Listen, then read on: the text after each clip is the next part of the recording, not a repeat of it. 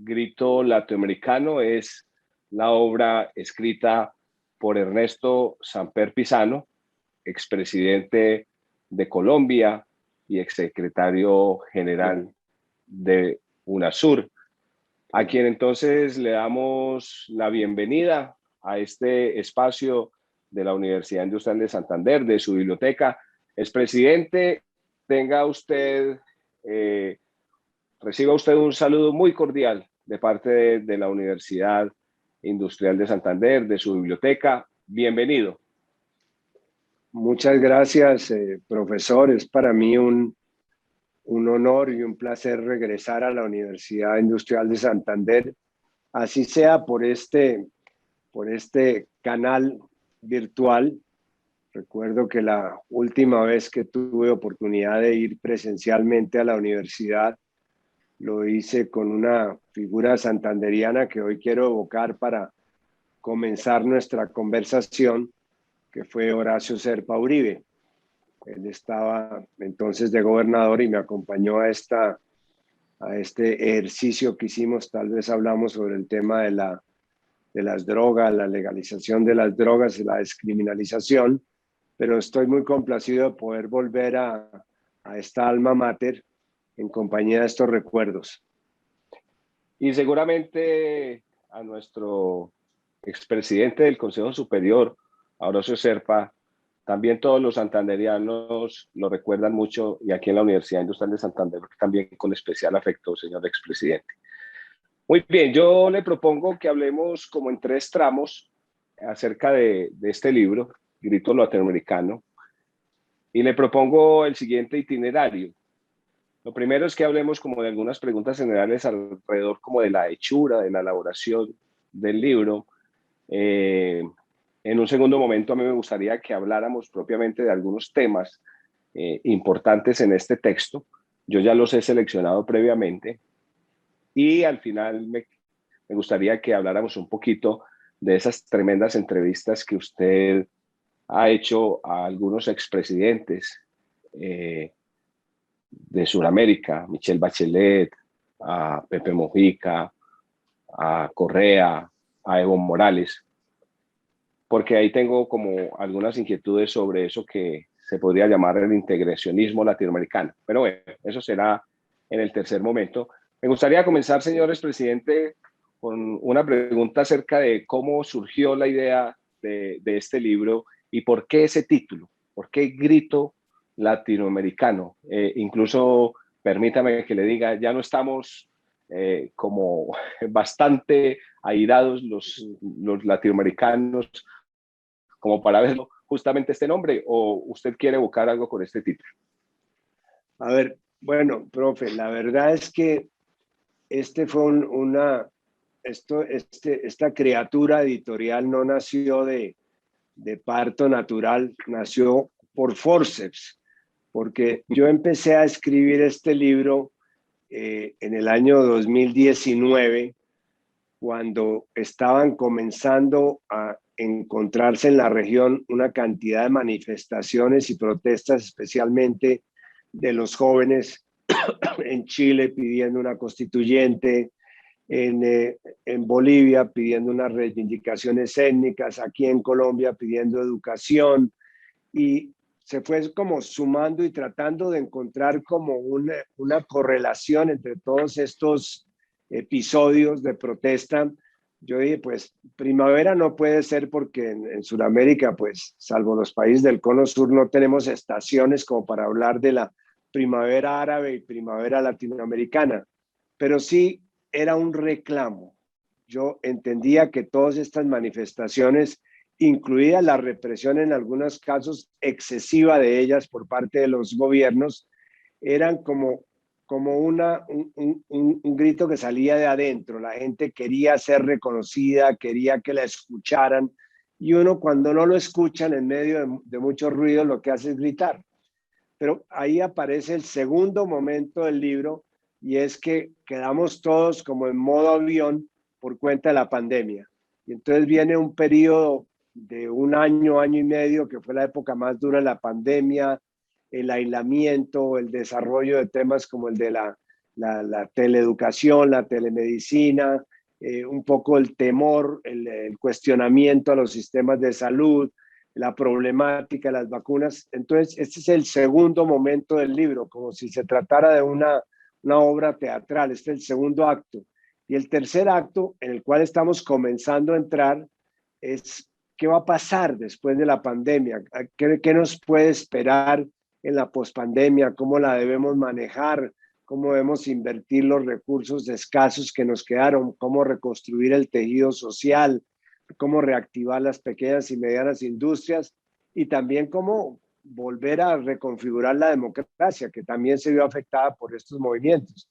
De tal manera que el libro le tengo un especial aprecio porque no es el resultado de un trabajo de muchísimos años con posibilidades de corregirlo, sino fue un libro que fue escrito casi que siguiendo los acontecimientos de los últimos 2 años. Incluso, fíjese, curiosamente, señores presidente, que el libro está escrito anterior al grito del paro, digamos, de Colombia de hace 2 o 3 meses. Dice usted que una de las fuentes fueron las manifestaciones en Chile, si mal no recuerdo, del 19, 20, 21 de octubre de 2019. Una pregunta alrededor de eso, señores presidente. ¿Escuchan más los gobiernos, escucharon más los gobiernos de Chile y de Bolivia, ya que mencionó estos países, el clamor de la gente que este gobierno colombiano, que a veces le parece a uno que es bien negligente y bien displicente con la voz de los colombianos?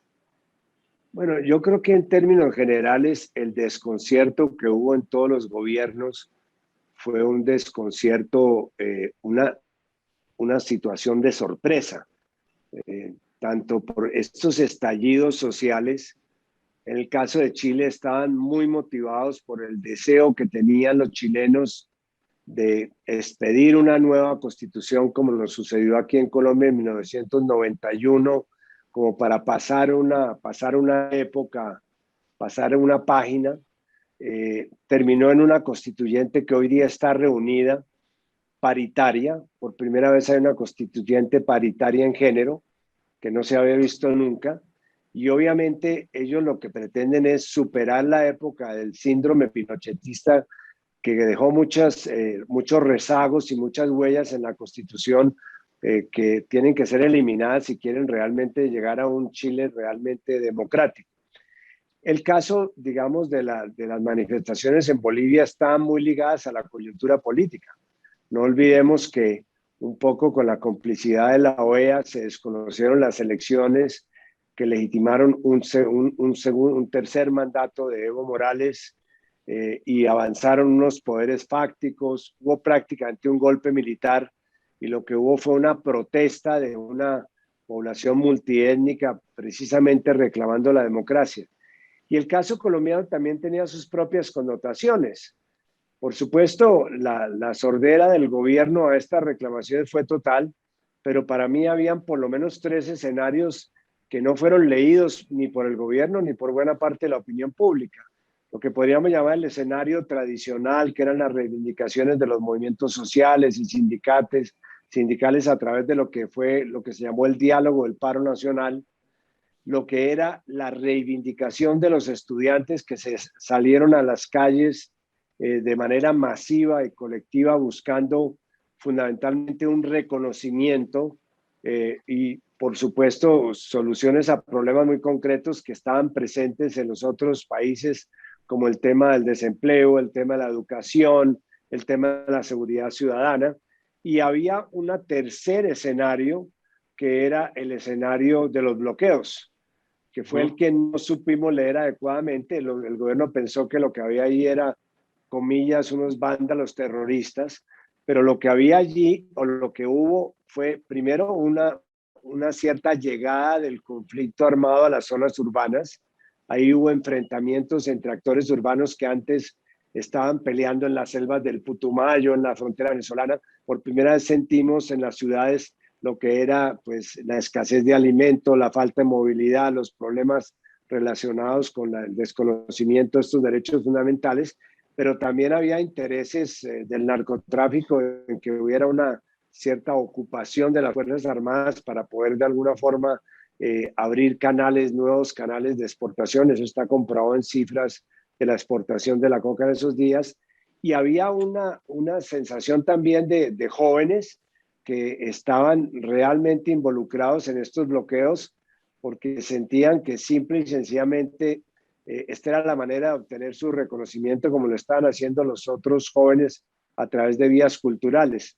El gobierno no entendió que este estallido social que se vivió en Colombia tenía esos tres escenarios y que cada uno de esos tres escenarios tenía una salida distinta.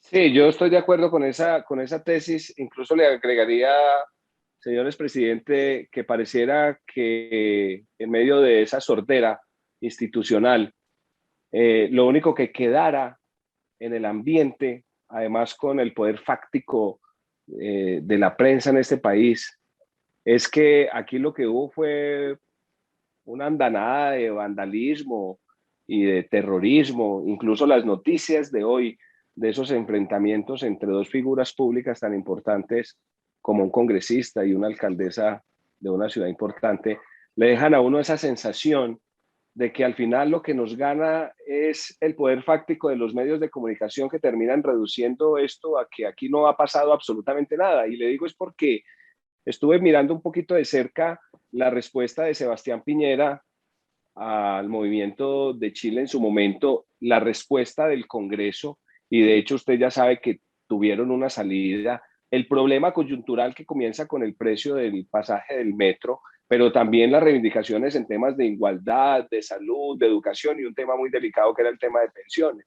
Y sin embargo, uno lo que ve más o menos en Chile es como la recogida institucional de todo ese descontento y no la andanada de un periodismo que termina borrando, sí, escondiendo la realidad de un país que de verdad en estos casos me parece a mí que queda sin un análisis que debería hacerse incluso desde la universidad, y por eso la invitación que estamos haciéndole hoy a usted. No sé qué piensa de esa opinión. A ver, no debemos olvidar que estos movimientos sociales de protesta estaban enmarcados dentro de unos gobiernos de derecha que de alguna manera se han embarcado en un virus tan poderoso como el COVID, que es el virus de la polarización ideológica. Son gobiernos que han reducido los espacios democráticos al simple enfrentamiento de pasiones y de odios y descalificaciones, que es lo que les permite, como sucedió en casos como el de Colombia y el de Chile, legitimar la represión excesiva. Simple y sencillamente es desconocer al enemigo o al opositor, no le llamemos enemigo, desconocer al que piensa diferente. Y fíjense que esto ha sido como un libreto de todos los gobiernos de derecha que le dan un tratamiento de enemigos a las personas que piensan diferentes. Creo que ese es un elemento, digamos, que se mantuvo en los distintos países en que se expresó y se está volviendo a repetir en los ejercicios democráticos. Estamos en un grado de polarización en el cual simple y sencillamente no reconocemos que hay alternativas ni el derecho de los ciudadanos a escoger esas alternativas. Pero hay dos elementos de contexto que quiero simplemente dejar señalados para entender lo que pasó. El primero es que la región, desde el año 2016, venía viviendo un proceso de retroceso social. Es verdad que durante la pandemia este retroceso y estas brechas se ampliaron y se aumentaron, pero no hay que olvidar que el modelo social desde el 2016 hasta el 2020, con estos gobiernos conservadores, fue un gobierno de carácter neoliberal excluyente que consiguió que hubiera más de 120 millones de pobres en América Latina. Es decir, aumentamos el número de pobres. Pero no solamente esto, sino que esos pobres en buena cantidad venían de la clase media. Uno de los fenómenos recientes que se ha vivido en América Latina es el de la proletarización de la clase media. Esa clase que se gasta todo lo que tiene en aparentar tener todo lo que le hace falta, se vio sometida durante estos años a un proceso lamentable de empobrecimiento, de proletarización que se reflejó en que la educación ya no era un factor de movilidad social como antes, en que el desempleo de los jóvenes era el doble del desempleo del resto de la sociedad, en que comenzaron a darse cuenta que tenían que pagar mucho más por las pensiones de los que se están envejeciendo más en la región como cambio de perfiles demográficos. Perdón. Y el segundo factor que hay que tener en cuenta también dentro de esto es que la gente joven sintió que le estaban anticipando el futuro, que el futuro era ya y que esos cambios que estábamos esperando que llegaran dentro de 20 o de 30 o 40 años, resultantes del cambio climático, de los realineamientos nucleares, de la contaminación, del mayor crecimiento del hambre, que esos cambios no iban a ser para dentro de unos años, sino que por cuenta de la pandemia se están anticipando ya. De tal manera que ahí encuentra usted un contexto para analizar en qué términos se produjo el grito y en qué términos se produjo el comienzo y todavía no el final, pero sí los desajustes que ha producido la pandemia. Esa reflexión que usted acaba de hacer, ¿cómo se enmarca dentro de una idea que le escuché a usted el otro día en una entrevista sobre que en Colombia tenemos más gobierno que Estado, más poder que autoridad y más territorio que nación? ¿Eso en qué medida nos afecta el desarrollo y las posibles salidas a esta situación de contexto?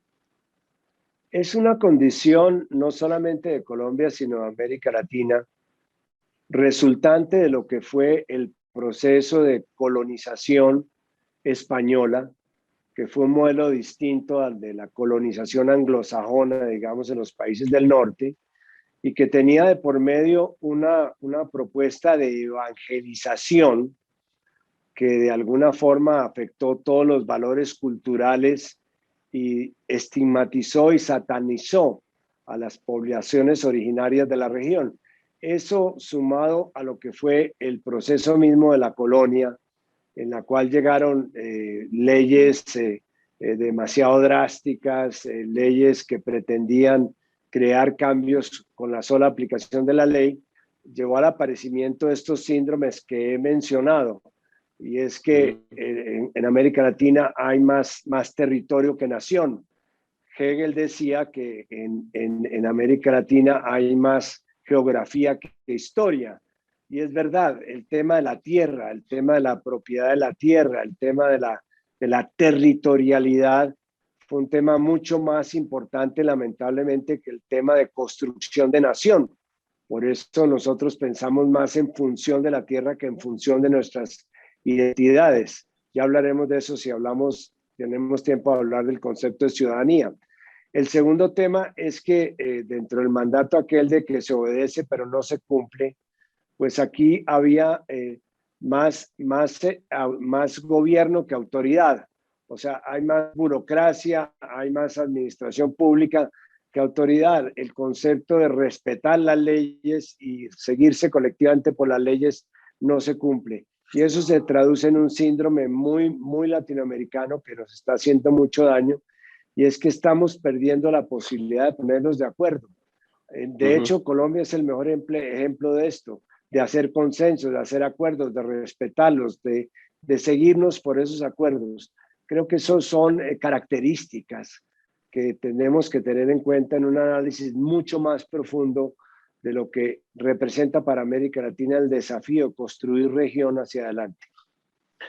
Pues, presidente, vamos a adentrarnos un poco en el libro y creo que lo que usted acaba de mencionar me da pie para una pregunta alrededor del presidencialismo al que usted se refiere aquí en el libro, porque usted habla de la necesidad de repente de un parlamentarismo suramericano o latinoamericano.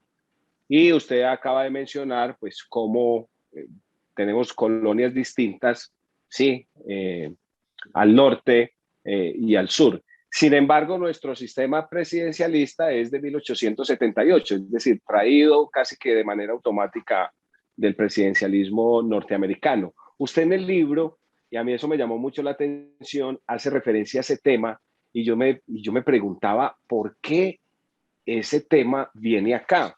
Y esto para decirles un poco a los que en estos momentos nos acompañan, que como lo dije al momento de introducir este libro en la conversación, a mí me parece que este es un libro muy contextual, yo lo llamaría como un popurrí de problemas que hay que comprender porque son muy concomitantes con la situación actual que se vive, digamos, propiamente en Colombia.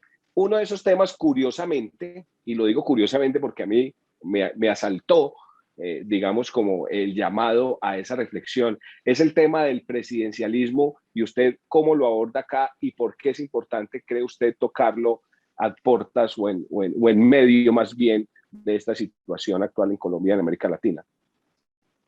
Profe, porque yo creo sinceramente que el problema más grave que están viviendo las democracias en la región es el tema de la crisis de representatividad.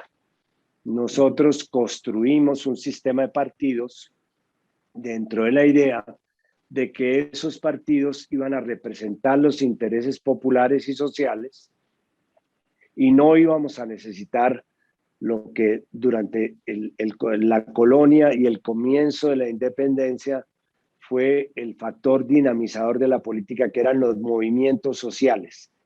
Ese poder contestatario de los movimientos sociales que se expresó en los comuneros en Colombia, en los Sin Tierra de Brasil, en los movimientos indígenas en el Ecuador, ese poder contestatario de los movimientos sociales trató de ser reemplazado por la creación de unos partidos que lamentablemente estuvieron organizados dentro de un sistema político de presidencialismo que era una especie enrasado de perro y conejo, porque tenía todos los defectos del presidencialismo norteamericano, sin ninguna de sus ventajas, porque aquí no fuimos capaces de acompañar ese modelo presidencialista, un poco autoritario, con un sistema federal como el que existe en Estados Unidos, que sirve de contrapeso al poder central de Washington, ni con un sistema de justicia como la Corte Suprema de Justicia de los Estados Unidos, que de alguna manera tiene un poder unificador de todas las legislaciones federales, y revolvimos eso con los rezagos del sistema monárquico de España, que era un sistema autocrático, personalista, casi que dictatorial en las formas, y nos dio ese enrasado del presidencialismo latinoamericano, que es realmente es una extrañeza en el universo de los sistemas presidencialistas, de los sistemas políticos, perdón. El 80% de los ciudadanos del mundo están gobernados por sistemas parlamentarios, o bien por sistemas semiparlamentarios, como el sistema de Francia, que es un sistema en que hay un presidente elegido por mayoría simples, pero hay un Congreso que tiene el poder sobre un primer ministro que es el encargado de la administración y no del Estado, que sería el que yo recomendaría para América Latina, o sistemas parlamentarios puros como el de España e Inglaterra. Pues nosotros necesitaríamos, yo creo que el gran cambio político que necesitamos para dinamizar las democracias latinoamericanas es hacer un giro hacia ese sistema parlamentario, bien sea sistema parlamentario puro o semiparlamentario, en el cual los partidos tengan la opción de ser nuevos actores políticos de la democracia, porque en este momento la crisis de los partidos, la ausencia de los partidos y el vacío que han creado ha sido reemplazado, como usted muy bien decía, por unos poderes fácticos, que son grandes grupos económicos, grandes grupos comunicacionales, ONGs internacionales, fiscales o jueces que están utilizando la justicia para perseguir judicialmente, especialmente a los dirigentes progresistas, y esos poderes fácticos son los que nos están gobernando. Y frente a esos poderes fácticos tenemos que construir una nueva relación en que el Estado tenga un nuevo protagonismo, en que haya unos movimientos sociales que puedan ser de alguna manera actores políticos que contrapesen los poderes económicos. En fin, yo creo que el gran cambio, y por eso lo menciono en el libro como una de sus conclusiones que tenemos que hacer migrar hacia unos sistemas políticos distintos. Pues créame, señores presidente, que yo con lo que usted acaba de decir quedo un poquito como más preocupado. No sé si interpreto a nuestra audiencia porque, digamos, le voy a poner todavía otro elemento que usted menciona acá en el libro. Si tenemos que esperar esas grandes reformas de nuestras formas de gobierno, más una idea que hay acá que es muy utópica, pero muy alentadora, diría yo, la del integracionismo, por lo menos suramericano. ¿No será que nos vamos a demorar un poquito? ¿Cuáles serían las estrategias paso a paso para eso? Pero, ¿por qué no le mezclamos un poquito esto del integracionismo latinoamericano que a mí me pareció tan atractivo que usted menciona aquí en el libro? No, es que tienen mucho que ver, profe, tienen mucho que ver. Porque mire, ¿cuál es el problema que tenemos con la integración? Nunca había sido tan importante la integración como ahora en esta época de la pandemia y nunca habíamos estado tan desintegrados. ¿Por qué estamos tan desintegrados? Porque aquí hay dos concepciones de lo que debe ser la integración. Una concepción que es la concepción de derecha, que es la que en este momento está gobernando algunos países en la región, que es simplemente la integración como el resultado de hacer acuerdos de libre comercio para que haya movilidad de bienes y de servicios, especialmente desde los Estados Unidos hacia esta región, y para que haya protección de las inversiones y respeto a la propiedad intelectual. Es una integración en función de las prioridades de la relación de Estados Unidos y quizás de Europa con esta región. Y la otra concepción de integración, que es en la cual yo me suscribo, que es una concepción más progresista, es la integración como un concepto de construir región.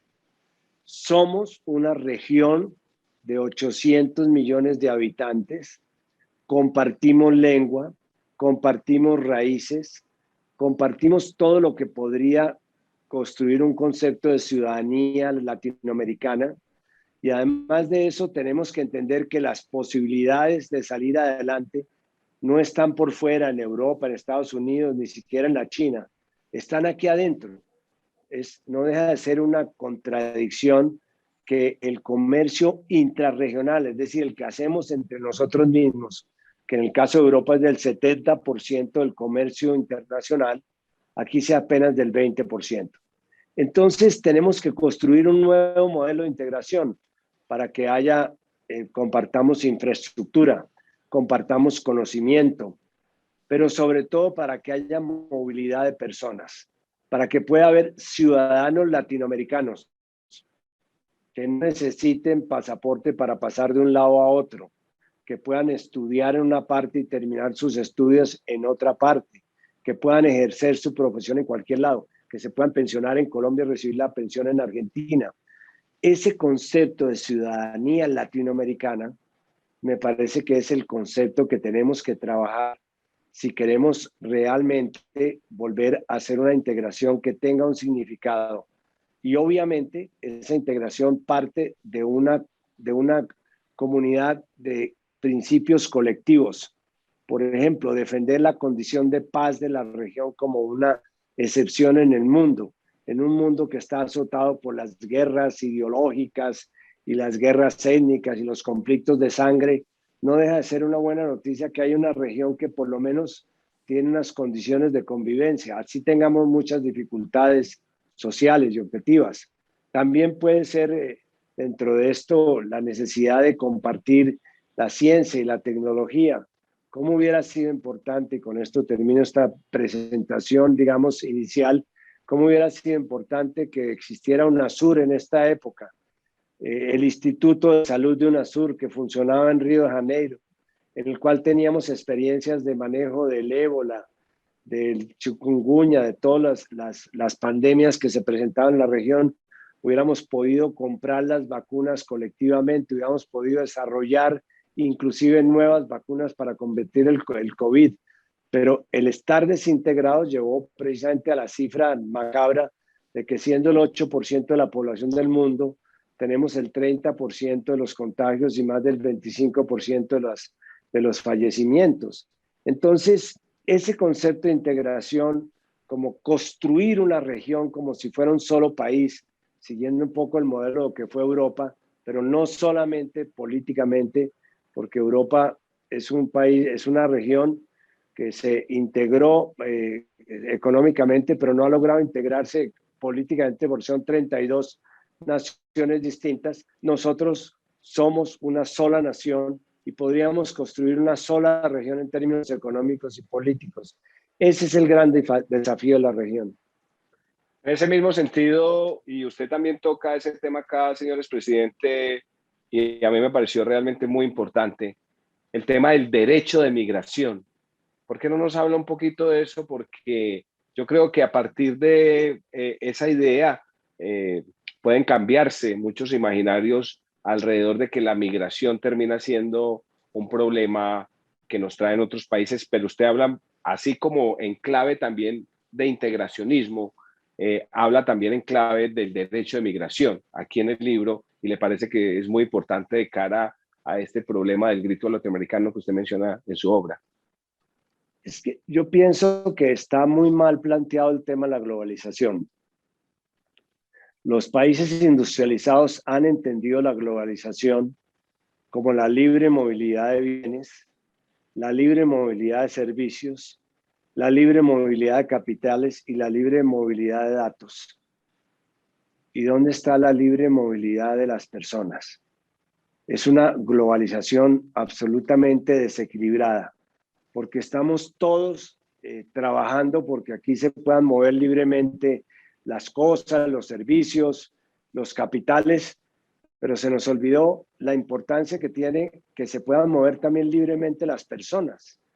Y ese concepto del derecho a la movilidad dentro de la globalización es fundamental. El tratamiento que le están dando a los migrantes hoy día en Europa o en los Estados Unidos es un tratamiento criminal que raya en la xenofobia. Fuimos buenos los migrantes latinoamericanos en Europa cuando la mano de obra escaseaba, cuando tenían dificultades económicas y querían pagar salarios bajos. Ahora que están cambiando las circunstancias y tienen un esquema de vida superior al nuestro, entonces ya somos indeseables, ya ponen barreras, ya nos obligan a vacunarnos o ponen simplemente restricciones por cuenta de la pandemia, como en este momento están viviendo algunos países de la región. No, yo creo que los migrantes, que además no son muchos, estamos hablando del 3.5 de la población mundial, que puede llegar a 10.000 millones de personas. El migrante no emigra porque simplemente porque quiera irse de donde vive. Nadie se quiere ir de donde vive o donde ha nacido a las buenas. El migrante sale por problemas naturales, por desastres naturales, por conflictos, por guerras, o sale simple y sencillamente porque quiere conseguir mejores condiciones de vida para sus familias. Y eso es un derecho, eso no puede verse como un privilegio para restringir los flujos de migrantes como si se tratara de ganado. Por eso yo creo que, y ahí caigo en el tema de la integración, el verdadero concepto de integración lo vamos a conseguir cuando podamos establecer el concepto de la ciudadanía latinoamericana. Yo no sé cuántos de ustedes sepan que en este momento, gracias a una decisión de Mercosur, prácticamente no se necesita pasaporte para circular dentro de Sudamérica. Simplemente con la cédula de ciudadanía o el documento de identidad, ustedes pueden pasar cualquier puesto de inmigración en Sudamérica, repito. O si saben que también de acuerdo a una disposición de Mercosur que adoptó UNASUR para todos sus países, hoy día cualquier persona puede solicitar permiso de trabajo en cualquier país de Sudamérica simplemente mostrando que es un ciudadano suramericano. Para mí esos todos son síntomas de construcción de región, pero eso hay que agregarle muchas cosas más. Primero, que volvamos a reunirnos, podemos hablar de ese tema ahora, todos los latinoamericanos, porque hoy día estamos totalmente separados. Tenemos no solamente 34 países, sino que tenemos 10 mecanismos subregionales de integración que el Mercosur, que la Comunidad Andina, que la Asociación de Estados del Caribe. La propuesta que estamos haciendo dentro del Grupo de Puebla, en el cual yo milito a mucho honor, es que establezcamos un proceso de convergencia de esos 10 mecanismos subregionales bajo la gran sombrilla de la CELAC, que es el único mecanismo de integración en el cual hoy día están cobijados los 34 países de la región, y que veamos qué cosas se pueden sumar de cada uno de esos mecanismos, qué cosas se pueden eliminar porque están duplicadas y en qué cosas se pueden especializar en los mecanismos. Dejarle el tema de la Amazonía al Pacto Amazónico, dejarle el tema de la solidaridad al ALBA, dejar el tema de la institucionalidad de la integración a la comunidad andina, o replicar la política de derechos humanos de Mercosur. En fin, la idea es que converjamos hacia un solo mecanismo en el cual estemos reunidos todos los países sin los Estados Unidos. Sería como una OEA sin los Estados Unidos y sin Canadá. Allá tenemos que llegar. Y mientras que no lo consigamos, no vamos a ser capaces de sacar la región adelante en sus dos grandes problemas que dejo simplemente mencionados porque el tiempo se nos acaba. Primero, el tema de la reducción de la desigualdad. No es solamente el tema de que saquemos más pobres de la pobreza. Eso hay que hacerlo, por supuesto. Es que tenemos unas brechas y unas asimetrías muy profundas que nos hacen muy desiguales. Brechas de género, brechas de campo-ciudad, brechas étnicas, brechas sociales, brechas digitales ahora. Pues esas brechas hay que cerrarlas como un propósito de la región. Y el segundo gran desafío es construir valor. No podemos seguir viviendo de un modelo extractivista en que vivimos de lo que produce la tierra por encima o le sacamos por debajo. Hay que agregarle valor a lo que tenemos. Y eso supone todo un concepto de reindustrialización, de cadenas sociales de valor, de encadenamientos productivos, que eso es ya materia de otro debate, pero ese es el concepto de integración al cual tenemos que llegar. Muy bien, señor expresidente. De hecho, se me olvidaba mencionar, voy a leerlo literalmente, que este libro tiene una especie de subtítulo y ahorita que lo lea se van a dar cuenta cómo entroniza perfectamente con lo que acabamos de escuchar. Grito latinoamericano: América Latina tiene una oportunidad, si es capaz de abrazar, una agenda progresista. Me parece entonces, señor expresidente, y así vamos cerrando este encuentro, que lo que hay acá, como lo dije al principio, son como los elementos también de una posible agenda, y fíjese que se crea la paradoja entre la agenda progresista que digamos está acá, que es concomitante esa agenda progresista de por qué sin esa agenda vamos a seguir en los problemas que estamos afrontando, y de otro lado una crisis de representatividad, una crisis de partidos políticos. Sí, usted nos dice del Grupo de Puebla al que usted pertenece, y voy a terminar entonces, antes de hablar un poquito de los expresidentes con las entrevistas que usted está haciendo acá. Ernesto Samper Pizano sigue haciendo política, sigue creyendo en que ese es el modo natural, sí, de su trasegar, no solo académico, intelectual, sino como persona responsable de los destinos de algún modo de este país, máxime cuando usted también pues, tuvo la calidad de expresidente de la República. Esa agenda progresista, y no se lo quiero preguntar así literalmente para que no entremos en detalles, está representada hoy por algún partido, algo parecido. No tiene que comprometerse aquí necesariamente con la pregunta, señor presidente, para que vamos cerrando. No, en absoluto me molesta. Es decir, ¿qué es el Grupo de Puebla? Puebla en sí es una ciudad muy importante de México en la cual se lanzó la teología de la liberación latinoamericana y ocurrieron grandes gestas emancipatorias mexicanas. Por eso le pusimos el Grupo de Puebla, porque nos reunimos allí por primera vez. Nosotros no somos un grupo de partidos, ni somos un grupo de ONGs, ni representamos gobiernos. somos un grupo de personas que tuvimos responsabilidades de Estado, entre las cuales están expresidentes, por supuesto, ex cancilleres, ex ministros, académicos, políticos actuales. No pasamos de más de 50 o 60. No es una tribu ideológica. Nosotros defendemos propuestas que consideramos que son buenas para la región, especialmente para América Latina, propuestas relacionadas con el tema de la inclusión social, con el tema de la competitividad económica, con el tema de la transición ecológica, con el tema de la igualdad de género. Son propuestas progresistas, con el tema de las vacunas, por ejemplo. El tema de la renta básica también cabe ahí, señores presidentes. Por supuesto, eso forma parte de las propuestas que hemos hecho para la pospandemia. Nosotros nos hicimos dos reflexiones para enfrentar lo que va a venir después de la pandemia. La primera, que no pueden pagar los costos sociales de la pandemia sus víctimas.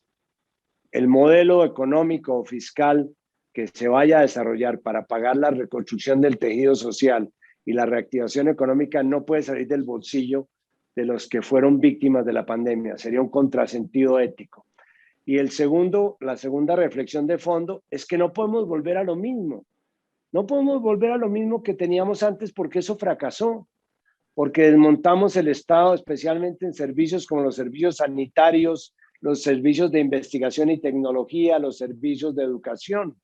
Tenemos que repensar totalmente el modelo que tenemos y por eso estamos hablando de un modelo solidario que incluye medidas de pospandemia como la renta per cápita. Les doy el caso de Colombia. En Colombia hoy día hay 7.2 millones de personas que están en pobreza absoluta.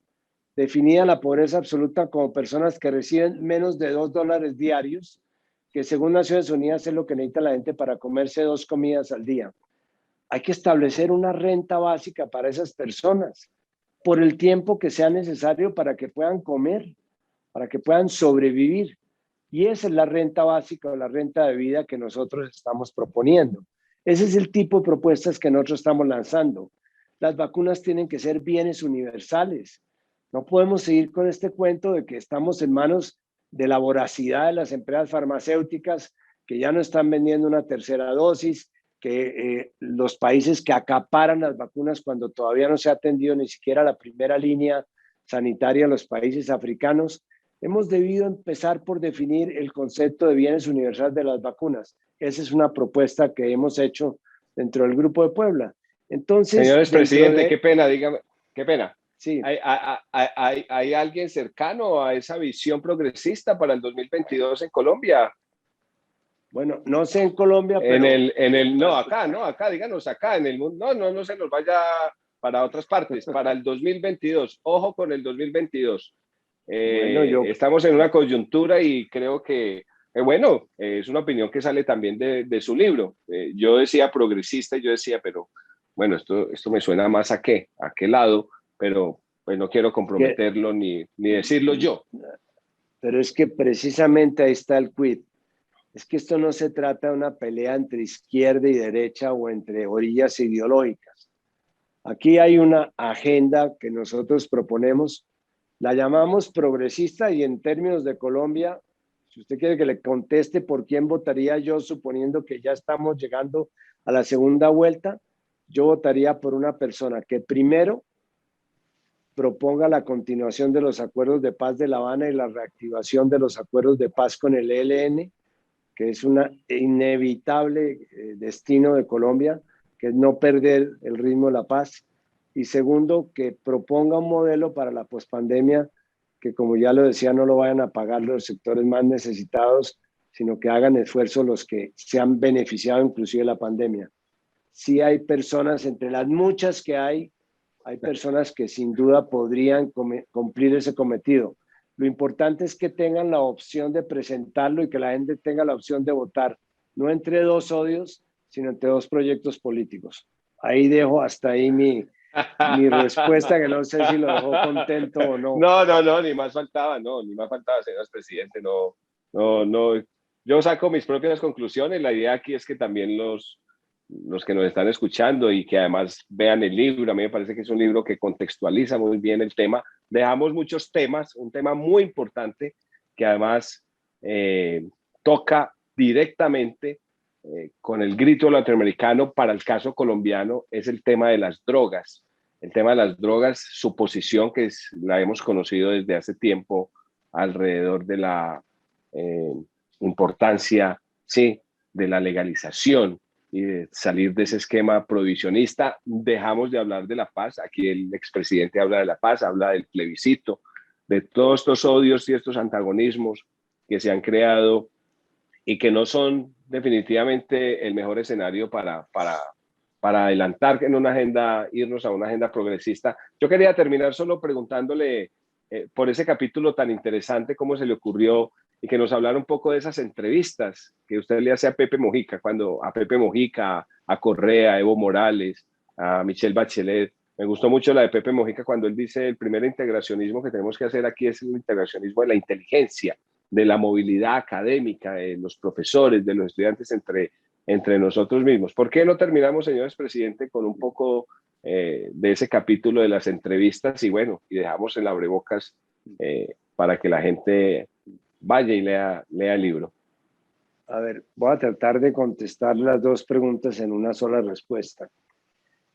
Cuando yo asistí a la posesión del presidente Mujica, valga la verdad que aclarar, América Latina tiene dos papas, el Papa Francisco, que lo queremos mucho, y el Papa Mujica, que es un papa un poco más a la izquierda que Francisco. ¿Por qué él tiene tanta credibilidad? Porque él habla con una sinceridad apabullante. Él fue el primero que habló y puso en práctica una propuesta de legalización de la marihuana en Uruguay. Y yo le pregunté, bueno, presidente, ¿y usted no cree que esto le va a causar muchos problemas? Sí o no. Mire, lo primero, porque nadie va a pensar que esto es el resultado de una ambición personal. Yo, a estas alturas de mi vida, no me voy a meter un bareto, me hace mal. Además, yo no me puedo ni mover yo que voy a ser traficante, pero sí tengo un país, voy a gobernar un país que es lo suficientemente pequeño como para que sea irrelevante, pero lo suficientemente serio como para que lo respeten institucionalmente, que es Uruguay. Aquí tenemos Congreso, tenemos Corte. Ese es el tipo de juicios que le han ganado a Pepe Mujica el reconocimiento de toda la gente, porque no es una persona que se deje llevar por las pasiones, es una persona que estuvo encerrada 13 años consigo mismo, que le suscitó una capacidad de autorreflexión, de autocrítica, que le expresa en todos sus juicios. Y por eso esa entrevista que hicimos fue en su casita. Él tiene una casita, él renunció a que le dieran automóvil, a despachar en Palacio o que le pusieran una casa. Él despacha en su casita campesina que queda a unos 40 minutos de Montevideo, en la cual él tiene un cuartico, una salita muy pequeña en la cocina, y ahí ha vivido toda la vida con su mujer. Él es un ejemplo de vida, no es solamente una persona que predica, es una persona que aplica lo que cree, se lo aplica a su vida, y por eso la entrevista sale tan del fondo del corazón, porque es una persona que habla desde la sinceridad de su corazón. Él le dice a los jóvenes, no vayan a buscar la felicidad a los supermercados. La felicidad no está en los supermercados. La felicidad se consigue mirando hacia sí mismos. Y esas son las verdades que a la gente joven la comprometen a seguir este tipo de líderes. Pero no quiero terminar con una visión pesimista. Yo creo que la región está viviendo un oxígeno distinto, profe. Hay vientos progresistas que soplan sobre América Latina, López Obrador en México, Cortizos en Panamá, lo que sucedió con el maestro Castillo en el Perú. Pedro Castillo. Con Pedro Castillo, lo de Fernández en Argentina, el regreso de Evo Morales, pues a través del presidente Arce a la democracia en Bolivia, la constituyente de Chile, Yo también creo que Colombia tiene derecho el año entrante a tener un nuevo amanecer, que volvamos a este tipo de temas y de problemas como los que hemos discutido esta tarde. La misma política de Biden, pues en algunos aspectos es progresista, a favor de los migrantes, a favor del cambio climático. Pero por supuesto tengo la preocupación por mis nietos y por mis hijos del mundo que les vamos a dejar, un mundo revuelto, caótico, con unos experimentos de inteligencia artificial que no acaban de concretarse, con un tema de aguas y de transición ecológica muy complicado, con un clima totalmente desbocado. En fin, creo que los que estamos ya de salida tenemos que hacernos una reflexión sobre el mundo que le vamos a dar a los que se están quedando. Pues me alegra escucharlo, señores presidentes. La verdad, lo noto muy optimista. A veces le confieso que un cierto escepticismo, una cierta tristeza embarga a quien en estos momentos está interlocutando con usted al ver como que no hay al final del túnel una pequeña luz, sobre todo por los poderes tan tremendamente egoístas de políticos de este país que se la quieren jugar toda por dejar que las cosas sigan tal cual. Es ese miedo el que a veces me hace pensar, pero bueno, después vuelvo a Churchill, que creo que dijo, sí, sea optimista, no tiene sentido ser de otra manera, ¿no? Entonces, ojalá que esos sueños progresistas para América Latina se cumplan, esos derechos de migración, esa anhelada paz que usted comenta aquí en el libro, sobre la cual debe seguir profundizándose en los próximos gobiernos, ese derecho de migración, ese tema de la renta básica, ese tema de los modelos de gobierno, a ver si salimos un poco de este presidencialismo tan tremendo que es apabullante y que ahoga incluso el tema de las regiones. Ojalá algún día podamos tener más Estado que gobierno, más nación que regiones y más autoridad que poder, porque la verdad, a veces ve uno que está frente a todo lo contrario. Señores presidentes, siempre es un placer hablar con usted para la Universidad Industrial de Santander. Un agradecimiento desde aquí, desde la Universidad Industrial de Santander, desde la biblioteca. Y bueno, ojalá esta no sea la última vez y podamos volver a vernos. Pues muchas gracias, profe, y pues tal vez hacerle una reflexión contra su pesimismo que respeto, y es que tal vez alguien decía que el mundo está dividido entre los que maldicen la oscuridad y los que buscan la luz. Puede que seamos pocos al principio los que estamos deseando y buscando una luz, pero creo que finalmente vamos a terminar saliendo adelante porque hemos vivido circunstancias inclusive más difíciles y hemos logrado salir adelante. Yo cuando quiero reconciliarme con Colombia, pongo los noticieros deportivos y la parte donde reflejan los artistas y lo que pintan y lo que cantan y sus triunfos y sus medallas. Y digo, bueno, quizás tiene razón el profesor García, que le leí un libro muy interesante, se llama Momento del País de las Emociones Tristes, donde dice que lo que nos falta son tener emociones alegres. Si nos ponemos todos a trabajar en construir y en disfrutar las emociones alegres, que puede ser una persona que va a trabajar de manera ordenada durante toda su vida, como caer en un banco, o puede ser un artista que triunfa en un festival, pues si le ponemos esas emociones tristes, emociones alegres a las emociones tristes, de golpe vamos a seguir siendo, como lo dicen las encuestas, un país de gente feliz. Bueno, y que lo diga nada más y nada menos que un representante de esa familia queridísima de buen humor, la familia Samper, con Daniel, el hermano, el sobrino, y naturalmente usted, señor expresidente, que sabemos también que goza de un humor fascinante y ojalá ese humor pues también contagie el espíritu de positivismo de quienes vemos el mundo a veces como con una cierta tristeza melancólica, pesimista, pero bueno, eso no es a cada momento. Yo también escucho el pulso del fútbol Sí. Ok. Para... Señor presidente, muchas gracias, un abrazo muy grande y aquí estará el libro en la biblioteca de la Universidad Industrial de Santander, lo vamos a catalogar, lo vamos a clasificar, vamos a poner varios ejemplares para que la gente los busque, sí, los lea y dialogue.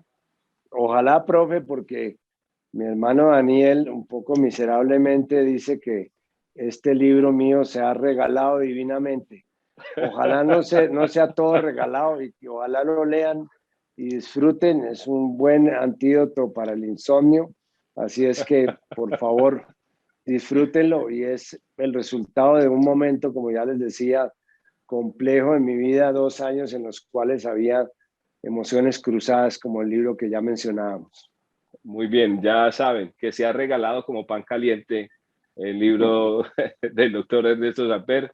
Muchas gracias, un abrazo caluroso desde Bucaramanga y ojalá nos podamos volver a ver y volver a dialogar sobre estos temas tan importantes para nuestro país y para la región, señores presidentes. Seguro, me deben la presencialidad que será con carne oreada, con pepitoria y con yuca cuando podamos vernos nuevamente. Y con mute, no lo saque ahí el menú. Con mute y arepa, ¿no? Por favor. Un Muy abrazo, bien. señores presidente. Chao, muchas gracias. feliz tarde a todos. Gracias por Chao. escucharnos y vernos. Adiós.